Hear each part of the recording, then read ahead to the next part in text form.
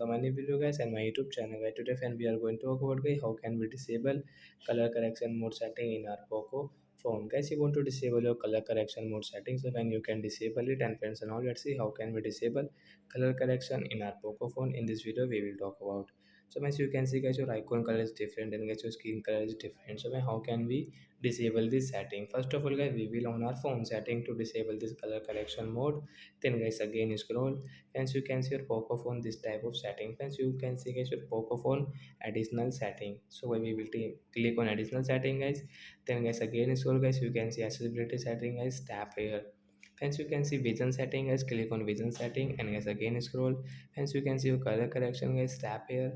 Guys you can see use color correction guys, you will have to click on guys this icon. Then guys this setting will disable and guys you can see everything is fine in your phone. You can use your phone guys without this setting guys. So like that guys, you can disable your color correction. So that's it guys, thanks for watching the video, bye guys.